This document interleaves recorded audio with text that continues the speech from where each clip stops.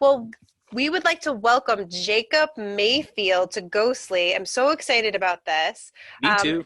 Yeah, Mhm. Jacob is a mind reader, a mentalist, and a psychic entertainer.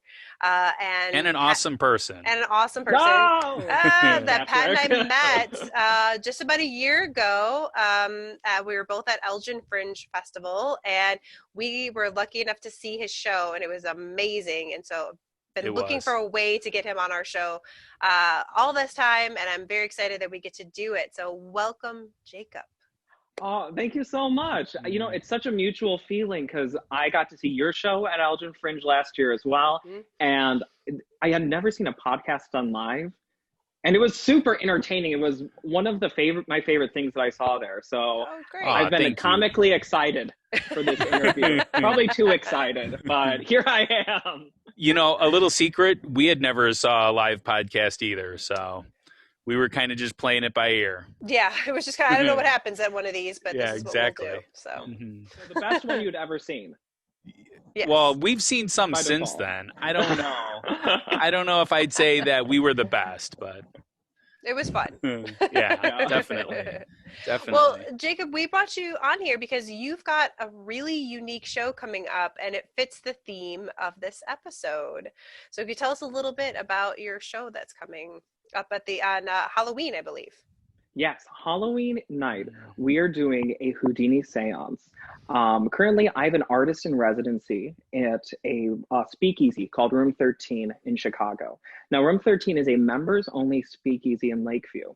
So you go down an alley, you walk down these stone stairs to this building. It's over 100 years old. You knock on the door, you give them the password. And if you're a member, you get to go in, and it's like this very intimate speakeasy. There's a live pianist on Saturdays. They only do drinks from like the golden age of jazz and kind of those Wow. really great speakeasy cocktails. They're delicious. And it's a members only club. However, they also do live shows and events. And if you buy a ticket to one of our shows, you get to come to the club, you get to see the Ooh. whole experience. Ooh. And I have loved the idea of a Houdini seance ever since I was a little kid.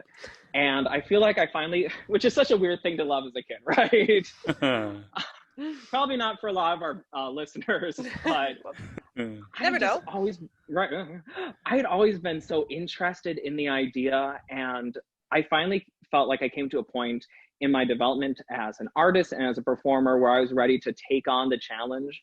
So I spent over a year kind of creating, building the show, working with people with scripting and directing and music and prop builders and antiquing and just researching. And we're going to do it Halloween night, which is the anniversary of Houdini's death. So Wow. I'm super excited. It was such a huge undertaking, artistically in so many details. You've seen our show before. Normally when I'm performing, we do a lot of, I say we, because I also work with my husband, Shane. We do a lot of corporate work, private parties. We do our residency at Room 13. We do a show called Psychic Speakeasy. But normally we don't do anything too creepy or too spooky. It's a It's lot of light fun. entertainment. It's fun. Yeah. It's a I fun don't night. know. I would argue you knowing all the answers is probably spookier than anything else. So It's funny you said, one of my favorite things someone said to me after a show is they said, it was a very like older woman. She said, "You know what, young man? You seem very friendly, but what you do is so creepy." And that is still like my favorite like audience reaction. That's Just the way great. she said it was so funny. And I'd always been interested in seances, people who perform theatrical seances and recreations, and we're excited to do it. And by the time that this comes out, I think we'll be completely sold out. At the time of Wow. filming, we're already Wow. 80% sold out. So That's we're very Wow, amazing. excited. that is incredible. Yeah, very exciting. Well, I know that you've intrigued Pat because he likes anything where there's like a password to get in. Like I Yeah. could see his face when you said that. Yeah. He's like, I need to go there.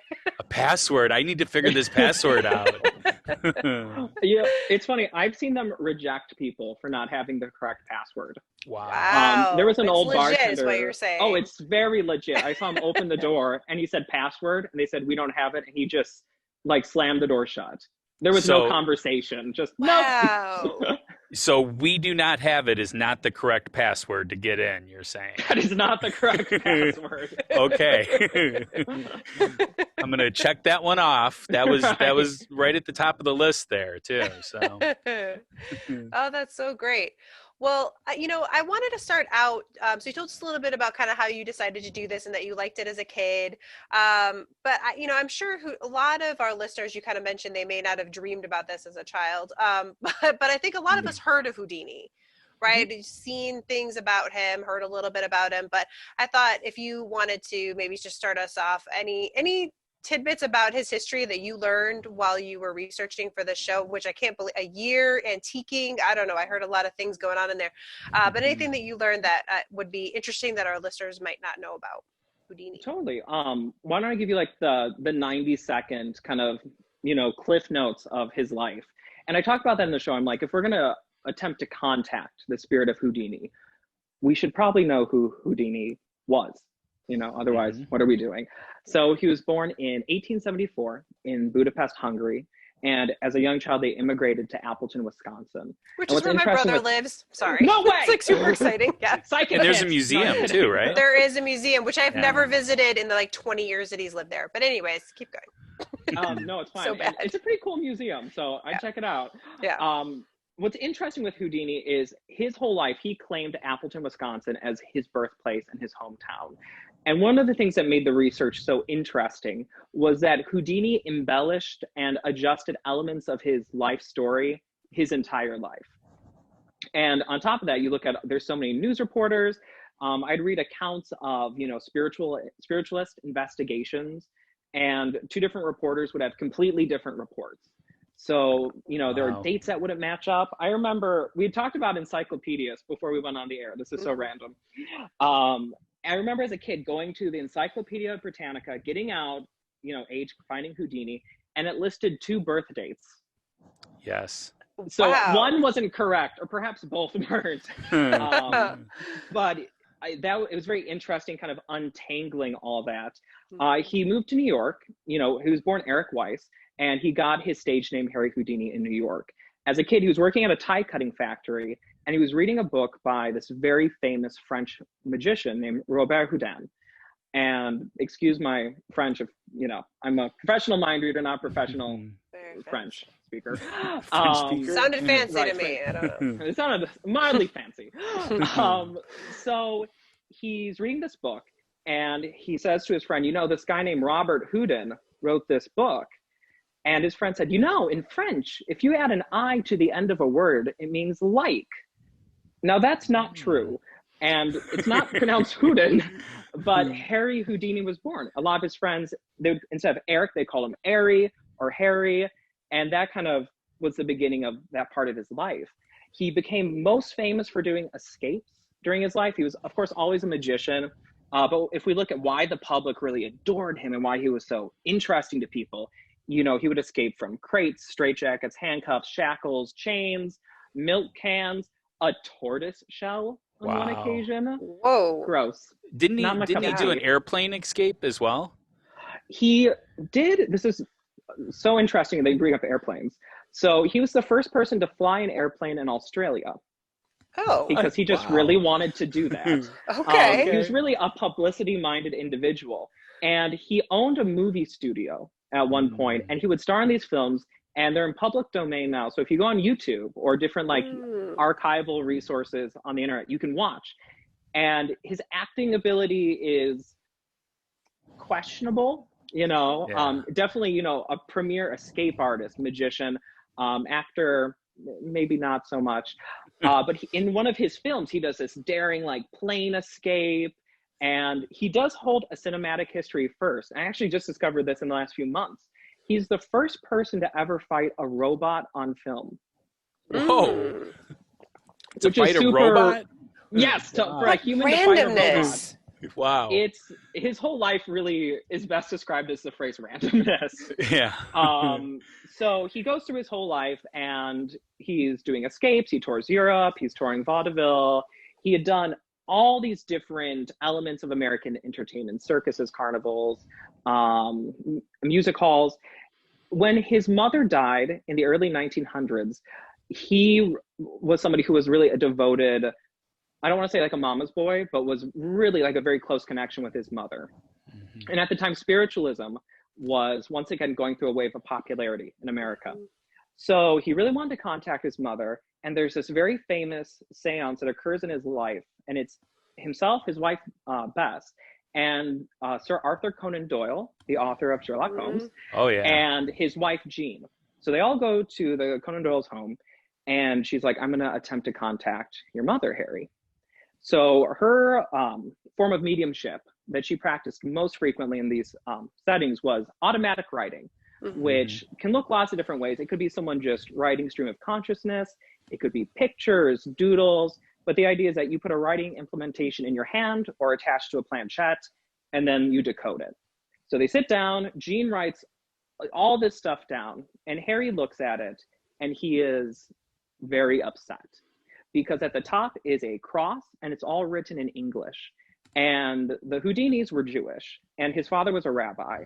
So they never would have used that religious symbol. And she could not read or write in English. She could only read and write in Hungarian. So Houdini sees this, and he's like, this is obviously fraudulent. And he starts this huge chapter of his life trying to debunk fraudulent spiritualism. Which is my favorite part of his life, I think. It's super interesting because it is. You have this person kind of touring with a magic act, but also escaping, but also going around to random, like, both churches and private homes and debunking spiritualists. It's a unique and very eclectic kind of lifestyle the last 20 years. He was the number one skeptic in his day, so. Oh, yeah. But he also really, you know, people always debate, especially with the seances, like, he was a skeptic, but did he want to believe? And I think because he investigated so much, there definitely was an interest, you know, and we'll actually get, I want to circle back to that in a moment because there's a really interesting caveat at the end of his life. So he keeps touring, he's doing very well. In 1926, he's backstage and somebody mentions, you know, I heard that you can withstand blows to the stomach. And he said, yeah. And this person punches his stomach, his appendix ruptures. It goes untreated, and he dies on Halloween 1926. What's interesting is, although he was a skeptic, he, his wife, Bess, and him made a compact. They made a deal, which was whoever would die first, the other would try to make contact. And they set up a code. And she conducted seances very frequently after his death. Some accounts say that she would try to contact him every day. Like, she would try to call upon his spirit daily. We do know that she tried at least once a week formally for about 10 years. But it's interesting because obviously, you know, a skeptic of the time, but still believed enough to say, you know, if I can, here's a code and here's how we'll prove if it's real. So there's something interesting. I think, like, when I was a kid and learning about Houdini compared to, like, my most recent pandemic-induced researching, is there's so much more nuance in his life compared to, like, when I was first learning about him as a kid. And that's one of those moments where, you know, it's very interesting of, you know, he wouldn't have been exploring this in the first place if he hadn't an interest. You know, the idea of the code, there's all these unique elements. And they continue doing seances for 10 years. The last one was 1936. And it has been a tradition that has remained very strong in magic and mystic communities till now, almost 100 years later. Absolutely, yeah. That's such an interesting point to, for us. Reminds me of you, Pat, where you're a skeptic, but you have, like, this deep interest in this subject. I really want to believe. I just haven't found that evidence that proves it to me. Yeah, it's just so you don't think of that with Houdini, or we want to put people in a category. You know, they're a skeptic, they're a believer, they're a this, they're a that, and you know that he kind of had that nuance is super interesting. And I think that's interesting too, the idea of categorizing, because I think when we look at Houdini now, one of the reasons he stayed so popular is we think of him as the world's greatest magician. And a lot of historians argue, well, debate, during his lifetime, was he the world's greatest magician or the world's greatest escape artist? Was he a public figure? How did the public view him? I have this great quote in the show from Orson Welles, who saw him as a child in his last tour. And he said, So his last tour was, one act was traditional magic, second act was escapes, third was debunking spiritualists on stage. And Orson Welles said, the magic was, and his quote was, terrible stuff. Like as a child, Orson Welles was like, it was bad. And he felt the escapes and the spiritualist kind of lecture and expose was very interesting. Okay. But it's, even the fact that Houdini has become a verb in English, like that person pulled a Houdini. Oh, yeah. There aren't many other people right. Where their name has become a verb. And I think part of that too, and what I found so interesting when I first started my research was Houdini, based on what I've been able to read and statements of others, was the first person to have a publicist after their death. So wow. Bess Houdini and Edward Saint. Edward Saint was the person who was the medium in the final official Houdini Seance of 1936. They publicized him for over a decade. His brother Hardin was also a magician, and they had people actively publicizing him. They were trying to get a movie deal, which of course didn't happen until the 50s with Tony Curtis. And they were actively, writing books and articles and engaging with the media and using the kind of the Houdini family name in that tradition to continue to support themselves. And I don't mean that in a judgmental way, but it's fascinating because now we think of celebrities like Marilyn Monroe or Elvis, the Beatles, which not all of them are deceased at time of recording. Yes. Well, some would argue that too. Some Beatles might be deceased. I've gone down that rabbit. Well, I do remember reading there was like a particular book that came out after his death that was really helped a whole new generation. He's definitely somebody that kind of was kept up in the public's eye over the years. So that's really interesting. And of course, Hamilton just came out that I finally got a chance to see it. But the idea that his wife really worked so hard after his death to keep his papers and do everything to keep him in the consciousness. That's what I do is I just try to make connections between things I learned. And that's where I am, is that idea of especially if you how old was Houdini when he passed? He seems 50. You know what? I would have to do the math really quick. That's all right. Mentalist, not a mathematician. But younger. I mean, not not that he was 20, but it's one of those things where it definitely helped to have people continuing to push his memory. Oh, completely. And I think in the research, there were, as far as figures I found really interesting. I'd known about Houdini, most of my life, but I found his wife to be so interesting, especially after his death, her continuing to reinvent herself, how she continued to publicize him, how that would really become a tradition with huge American media icons. That's something we still see today. I also found her relationship with Edward Saint very interesting because not only was he her romantic partner later in life, but also a business partner, very similar to what she had with Harry. Another name that had come up was Arthur Ford. This is so odd. So in 1920, and I just want to double check the date, 1929. I don't want any emails from the Houdini historians listening. Oh, they'll email. Yeah, they will. 1929, Arthur Ford allegedly had cracked the Houdini code in a seance.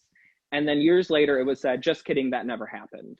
And that was something we're researching it. There were various reports of if that code had been published, if it had not been published, how he had discovered it. Was Bess an accomplice in that and something she had done for publicity? Was she a grieving widow who had been taken advantage of? And that was another part where I feel like when you hear the condensed history, it's he died in 26 and 10 years later was the last one and in Hollywood atop the Knickerbocker Hotel. And that was a very interesting event in itself. But that weird, nuanced, kind of muddy historical one is usually just kind of swept out. And digging into stuff like that and the people and the elements of how it could have happened and different, primary source accounts from people who were there or who knew them personally was very interesting and a lot of fun. Yeah. Are there any particularly famous occurrences over the years of the Houdini Seance that you found interesting? I mean, so there's that one, or were there any others? And it doesn't have to be in those 10 years either. So I know it's I been done think since then. the one that I found most interesting was that final one in 1936.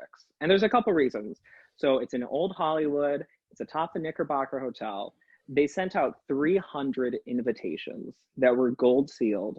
They carpeted the entire rooftop and they radio broadcasted the event.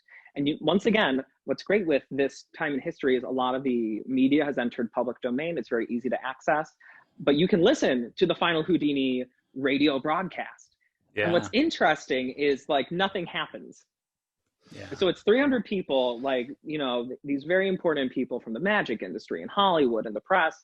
And you have Edward Saint and Bess, and he's just talking and you're just on the other end imagining, but nothing happens. And it's so interesting that somebody is using so much showmanship to like fill that 30 minutes and make it interesting when then really there's nothing happening. They're all just kind of looking at a table with items on it.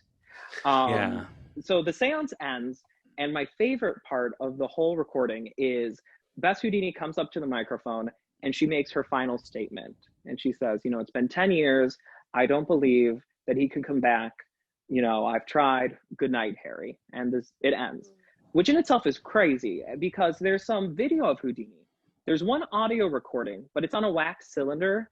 And it sounds like someone screaming into a horn, which is what happened, you know, when you're making like a wax cylinder recording. Sure. So we don't have a strong sense of like how he sounded as a performer. But with Bess, you know, radio equipment in the 30s, you really get a sense for like the person in a really interesting way. So, you know, she says, good night, Harry. They shut everything down and it had been a clear night. And at that moment, the sky cracked open and it poured rain onto everyone in Hollywood.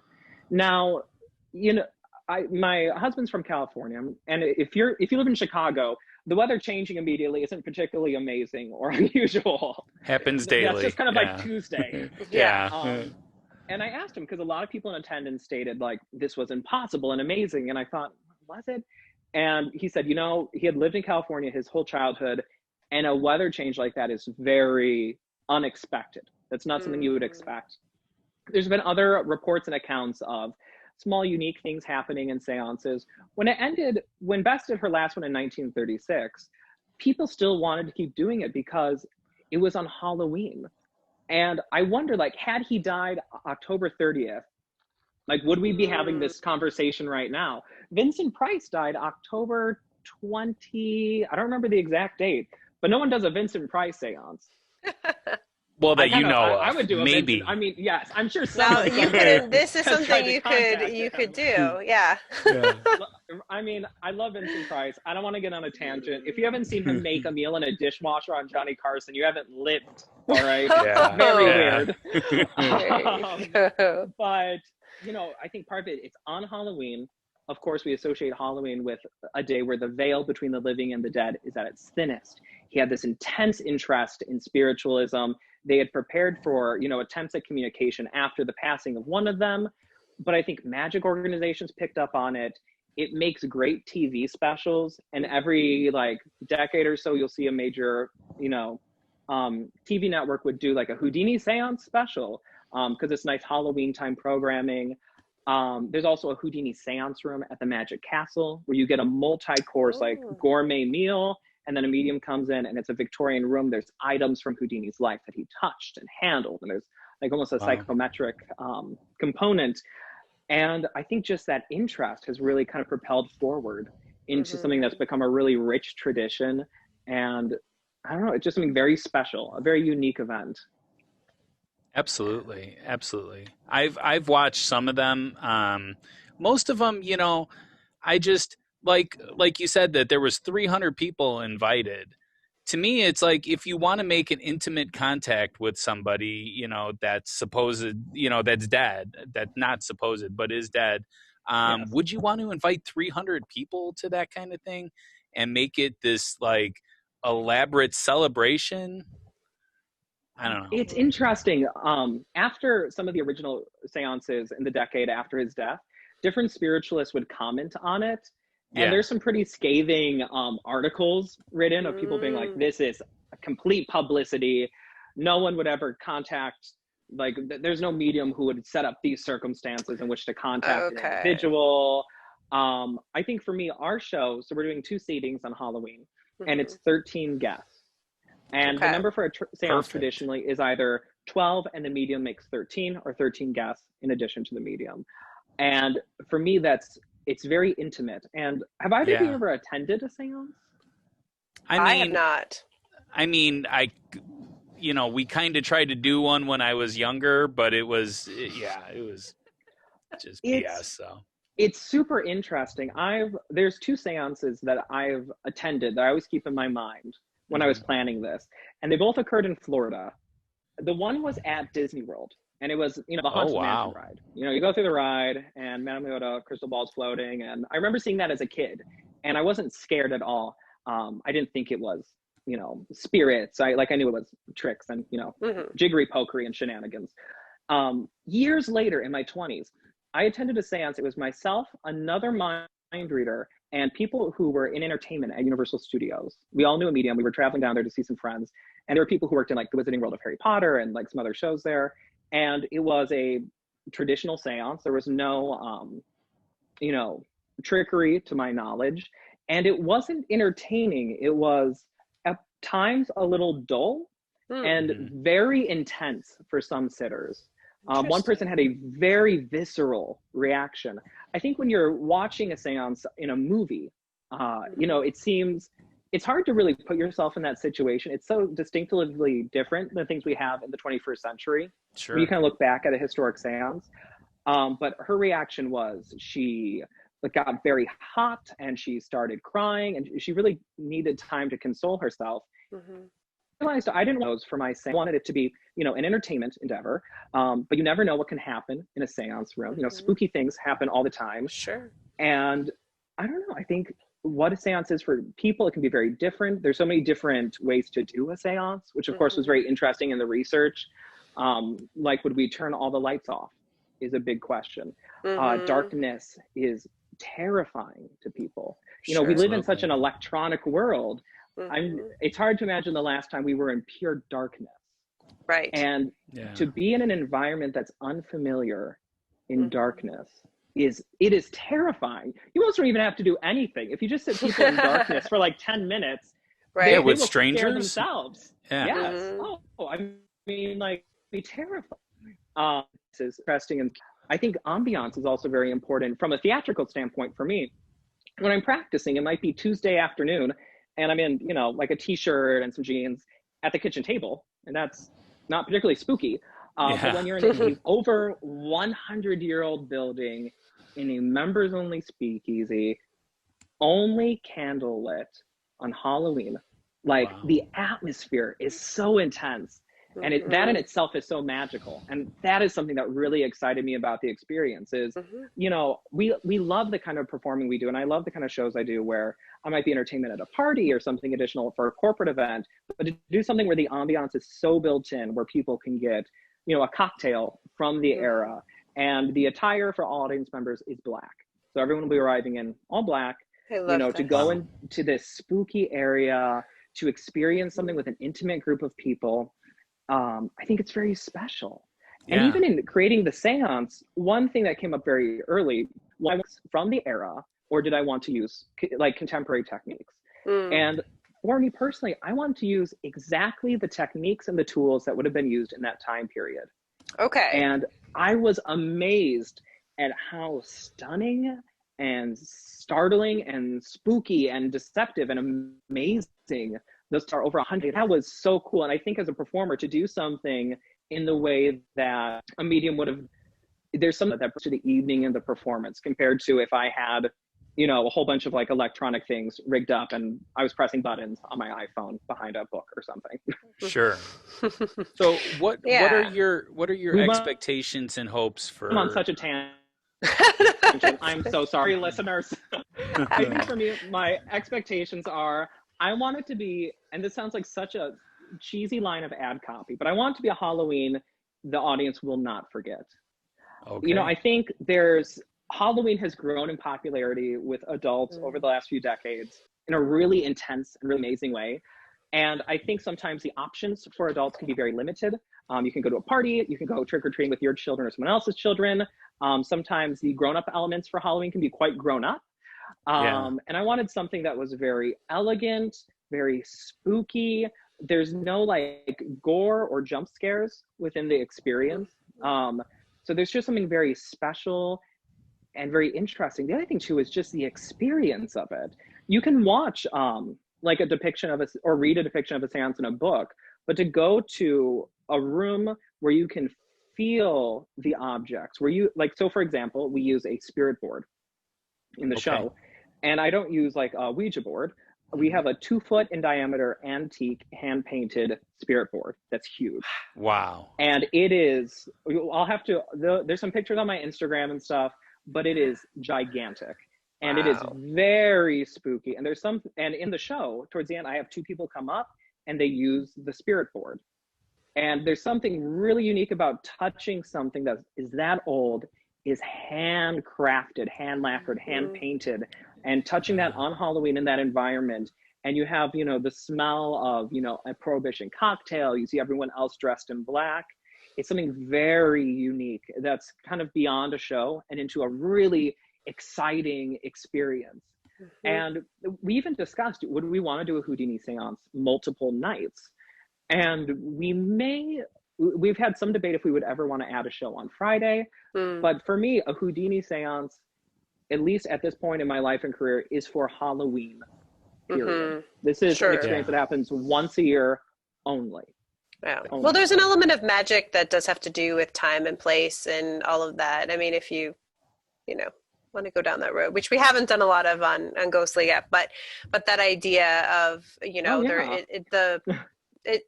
you know, if you to do it other days or other times, sometimes then just starts to seem like, well, I'm just doing it to do it, you know, as opposed to because I actually want to see what happens, you know. It can feel a little over commercialized. And in fact, so, you know, at the time of this recording, we're currently in a COVID-19 world. And one of the questions we had is, you know, in the event we have to cancel due to health and safety reasons, which of course is always our number one priority. We want people to feel safe and secure because, one, we want them to be safe because we're not evil people. But also, if you don't feel safe, you're not going to have an enjoyable experience. Sure. Yeah, absolutely.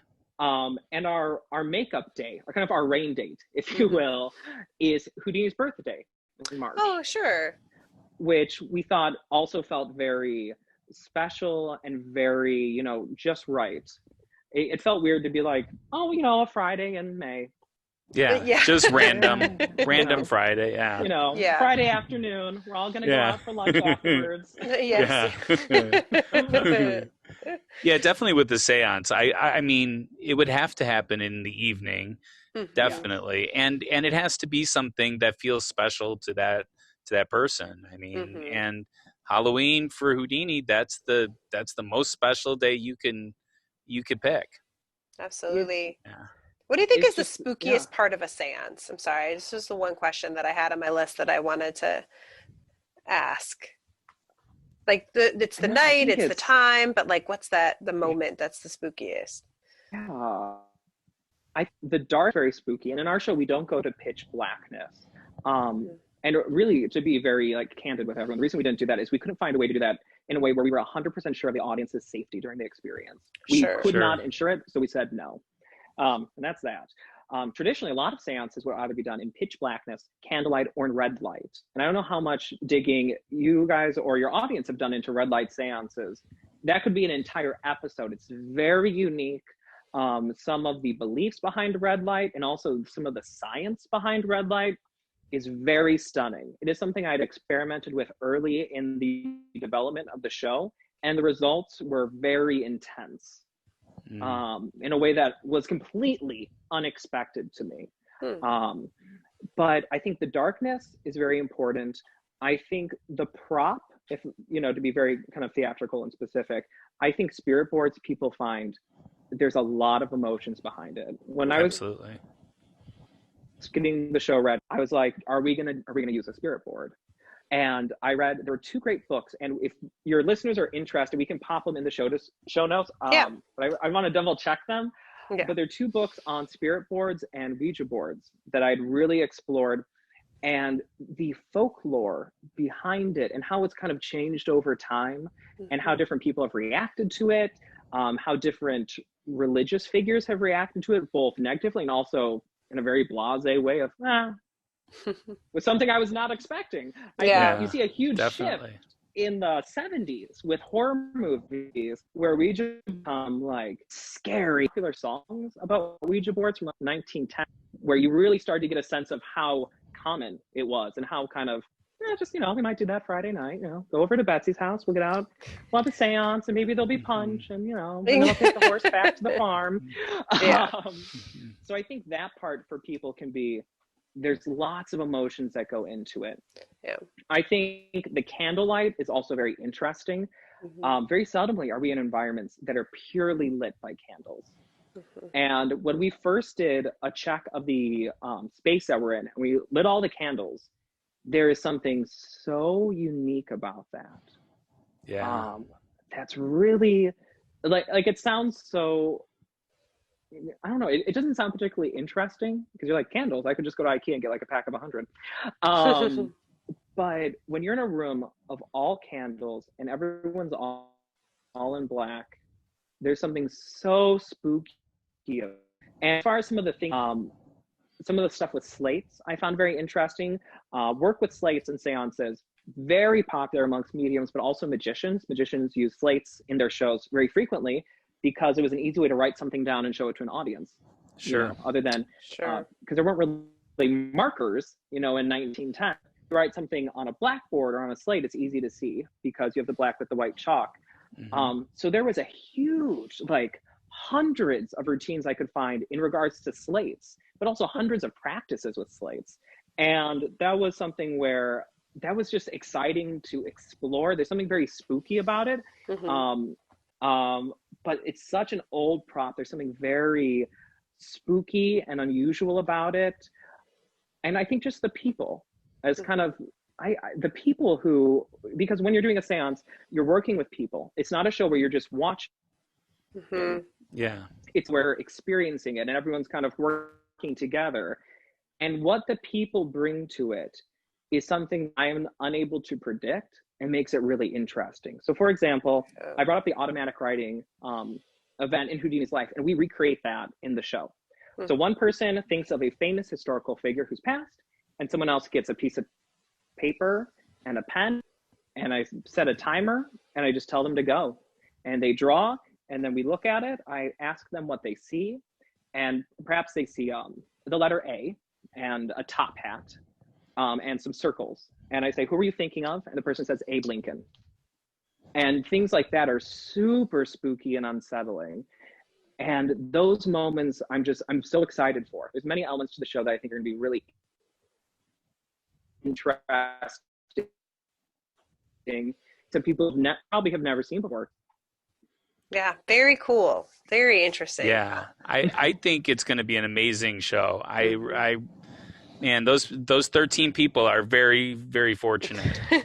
Definitely. Yeah. Anything else you want to tell us? Oh, yes, sorry. Oh, no, it's okay. I was just saying, anything else you want to tell us about the show or all your other shows that you do? There was one other thing that a lot of times people will ask me if I have a favorite routine that Harry did in his life or a stunt or something. Right. Oh yeah, yes, one that's that right. That was out. On my list. Yeah. Sorry. No, it's okay. Yeah. But I get that a lot. People will say what's your favorite trick of Houdini's? And he did a really he had quite a large repertoire. Some magicians, especially that time period who were in vaudeville, they might only do a 10-minute act for decades. My magic mentor, his mentor was a vaudevillian, and he did a 12-minute act his entire life. Wow. Which is inconceivable to me. That's such a bygone era, because there really isn't a market to do a 12-minute act anymore. There are in some countries, but as far as the United States, that is very hard to find. But my favorite routine of his is something called metamorphosis. And I feel connected to it because I used to do this routine when I was doing a traditional magic show. And what happens is we have a crate on stage. The crate is inspected. There's a bag inspected and handcuffs. All of it is inspected by a committee. The assistant is then handcuffed, put in the bag. They tie up the bag. They place her into the trunk, the crate. It's padlocked. They go back to their seats. I step on top of it with a curtain, and I go 1, 2, and I say 3. The curtain is thrown, and when it comes down, she's on top, and I'm inside the locked box, inside the tied up sack, inside the police handcuffs. That's just And crazy.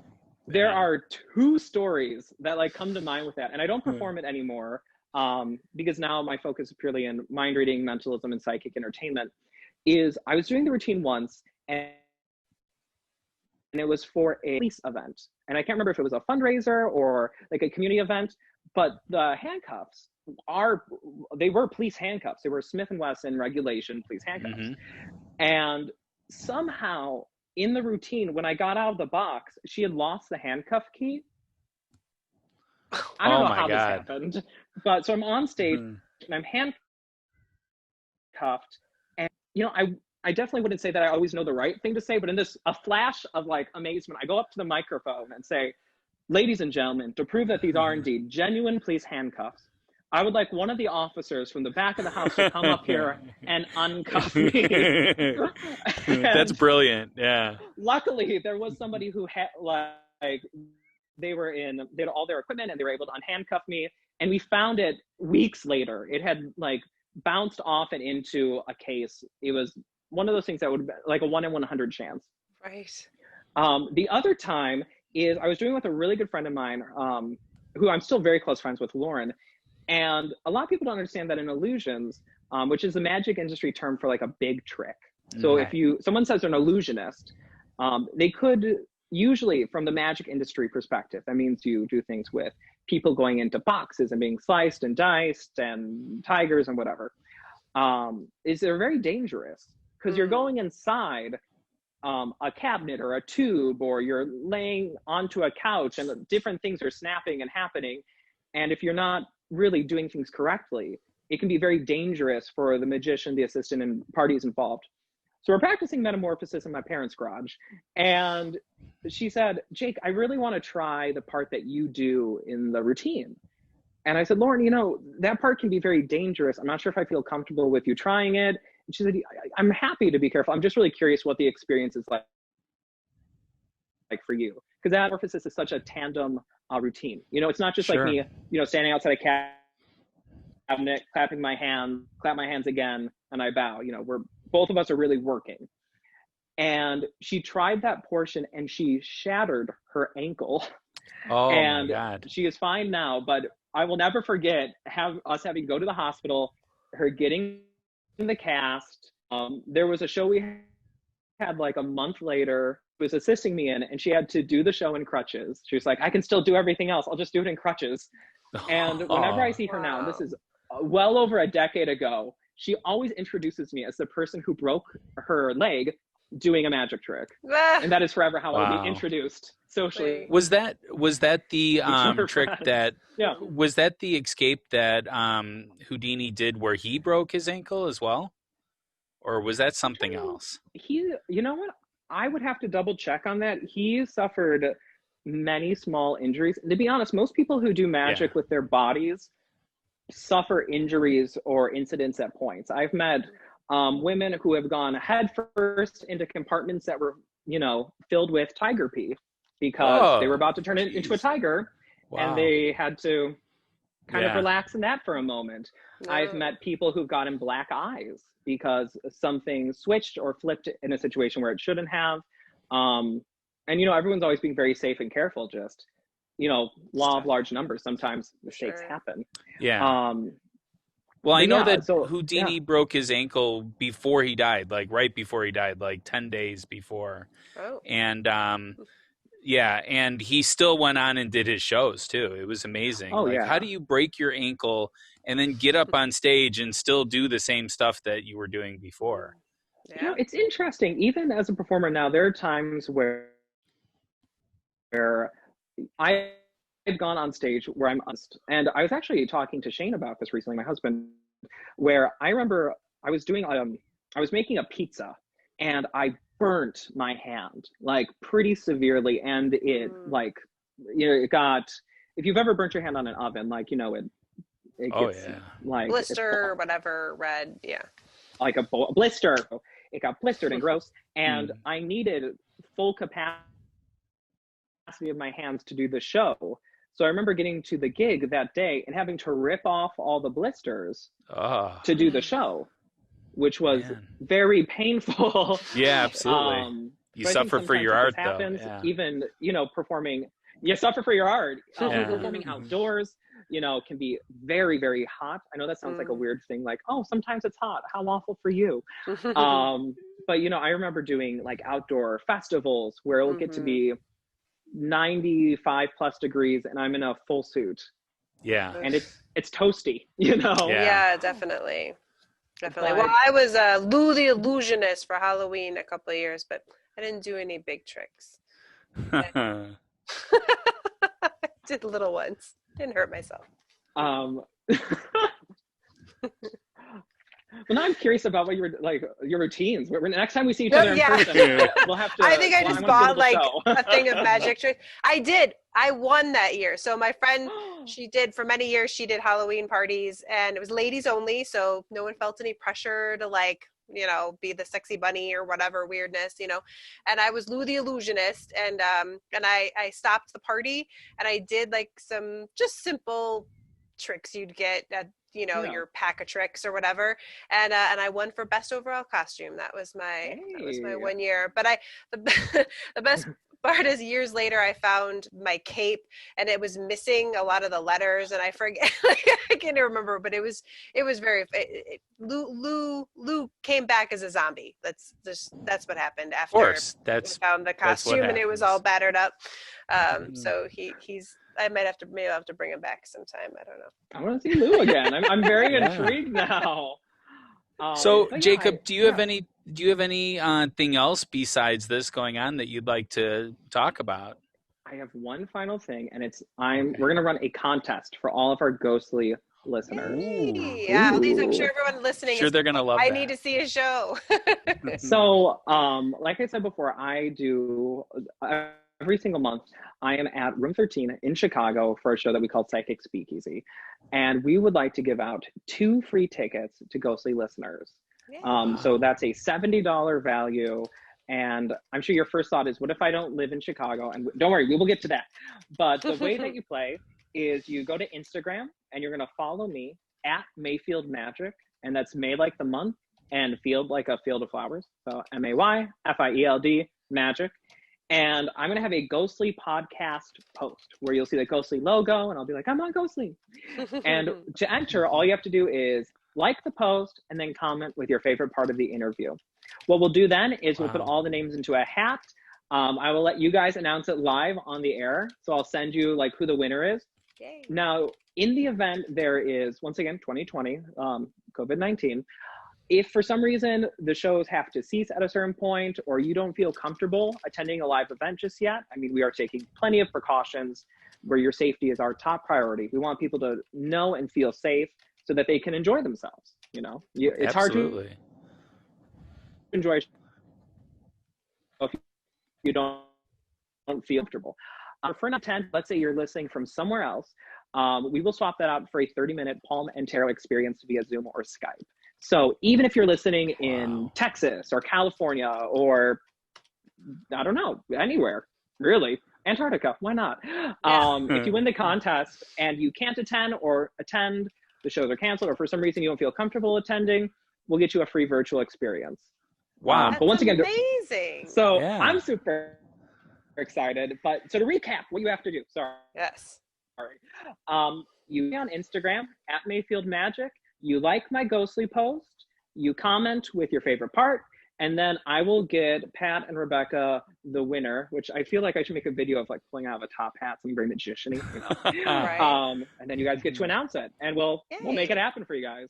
That's amazing. Wow. I love it. And if you haven't followed Ghostly on Instagram, we are at Ghostly Podcast. So hopefully we'll certainly post about our episode on there as well. But to win the contest, they have to go to at Mayfield Magic and follow and comment on the post. Yes. Follow, like, comment. There you go. I love it. That's very exciting. Thank you very much. That is so awesome. That's amazing. Thank you. Very cool. Thank you so much for having me. I've been, like I said, comically excited to be on this. So My Halloween dreams have come true. So thank you guys so much. Oh, well, we've been very excited to have you too. Like I said, I've been trying to figure out a way to get you on the show ever since last year. So yeah, we are huge fans of everything that you do. You're just amazing. So yeah. yeah. All right. Well, thanks so much. Yeah, Thank thank you. you.